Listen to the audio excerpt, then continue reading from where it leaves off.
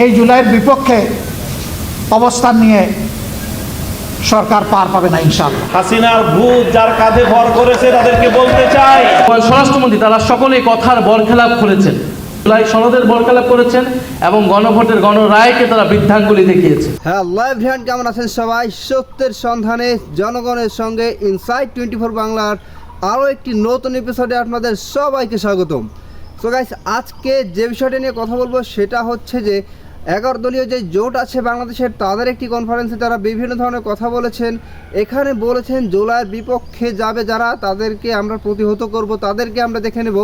এবং জামায়াতের আমির ডক্টর শফিকুল ইসলাম তিনি বলেছেন জুলাই আছে আমরা আছি, জুলাই নেই আমরা নেই। এবং তিনি বলেছেন জুলাই সংগঠন হয়েছে, সংগঠিত হয়েছে শুধুমাত্র ক্ষমতা আর পালাবদল হবে এজন্য না, দেশে সুষ্ঠুভাবে ক্ষমতা পরিচালিত করবে যারা, সরকার যারা গঠন করবে সুষ্ঠুভাবে যাতে ক্ষমতা পরিচালিত করে দেশ যাতে করে সুন্দরভাবে চলে, সেজন্যই জুলাই সংগঠিত হয়েছে, যাতে কোনো ধরনের বৈষম্য না থাকে।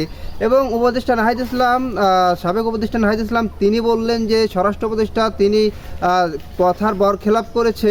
এবং মামুনুল হক সাহেব, যাকে আমরা সবাই চিনি, তিনি বললেন যে এখানে হাসিনার ভূত চেপেছে এখন এই সরকারের ঘাড়ের উপর।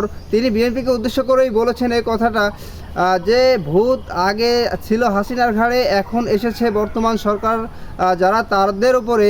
এবং তারেক রহমানকে বিশেষ করে কঠিন হুঁশিয়ারি দেওয়া হয়েছে যে তিনি যদি এটার কোনোভাবেও বিরোধিতা করতে চান তাহলে তাকে কোনোভাবেই ছাড় দেওয়া হবে না, অবশ্যই তার বিরুদ্ধে যথাযথ পদক্ষেপ গ্রহণ করা হবে বলে তাকে হুঁশিয়ারি দেওয়া হয়েছে। তো ইতিমধ্যেই আমরা দেখেছি বিএনপি সরকার ক্ষমতায় আসার পর থেকে তাকে নিয়ে ইতিমধ্যেই বিভিন্ন ধরনের আলোচনা সমালোচনা হয়েছে এবং এখনও পর্যন্ত হচ্ছে। তো বিএনপি সরকার এটাকে কিভাবে দেখছে, রাজনৈতিক অঙ্গনে এভাবে মানে এটাকে তারা কিভাবে দেখছে, বা সাধারণ মানুষ যারা আছে তারা এই বিষয়টাকে কিভাবে দেখছে। সো গাইস, কথা না বাড়িয়ে চলে যাবো আমরা সরাসরি স্ক্রিনে এবং বিস্তারিত থাকছে সম্পূর্ণ ভিডিও জুড়ে। জুলাই নাই আমরাও নাই, জুলাই আছে আমরা আছি, জুলাই আছে সরকার আছে। সকালে রাজধানীর কাকরাইলে গণভোটের রায়ের বিরুদ্ধে সরকার, সংকটের মুখোমুখি দেশ শীর্ষক এক সেমিনারের আয়োজন করে 11 দল। এতে শরিক দলের শীর্ষ নেতারা সহ অংশ নেন দেশের বিশিষ্টজনেরা। এ সময় জামাতে ইসলামীর আমির ডাক্তার শফিকুর রহমান হুঁশিয়ারি দেন, গণভোটের রায় বাস্তবায়ন না করলে ভয়াবহ সংকটে পড়বে দেশ। তারা নেমেছিল একটা পরিবর্তনের আকাঙ্ক্ষা নিয়ে, তারা গুণে ধরা রাজনীতির হাত বদলের জন্য জীবন দিতে রাস্তায় নামে নাই। ফেসিবাদের কালো ছায়া এখন সংসদে দেখতে পাচ্ছি। এই জুলাইয়ের বিপক্ষে অবস্থান নিয়ে সরকার পার পাবে না ইনশাআল্লাহ। জাতীয় নাগরিক পার্টির আহ্বায়ক নাহিদ ইসলাম বলেন, এ রায় বাস্তবায়নে ব্যর্থ হলে তার দায় বিএনপিকেই নিতে হবে। অন্যদিকে খেলাফত মজলিসের আমির মাওলানা মামুনুল হক অভিযোগ করেন, জনগণকে মূর্খ সাজিয়ে একটি পক্ষ জুলাই বিপ্লবের আকাঙ্ক্ষাকে পদদলিত করতে চাইছে।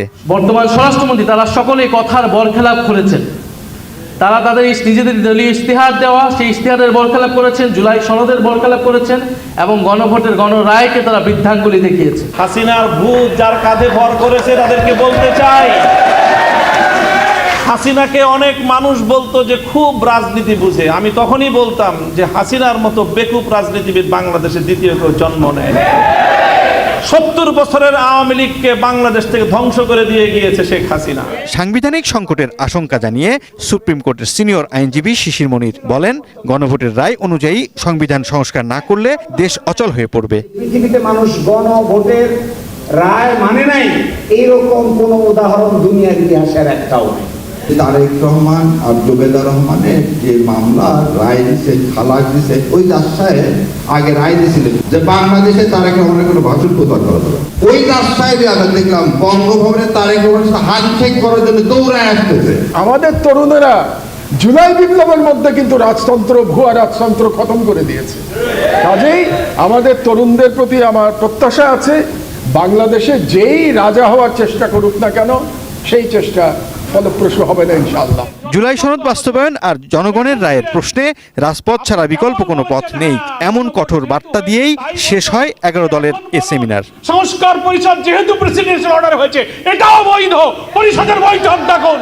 তো গাইস, আপনারা সম্পূর্ণ ভিডিওটি দেখলেন এবং এই ভিডিও সম্পর্কে আপনাদের মূল্যবান মতামত অবশ্যই কমেন্ট বক্সে বলে যাবেন।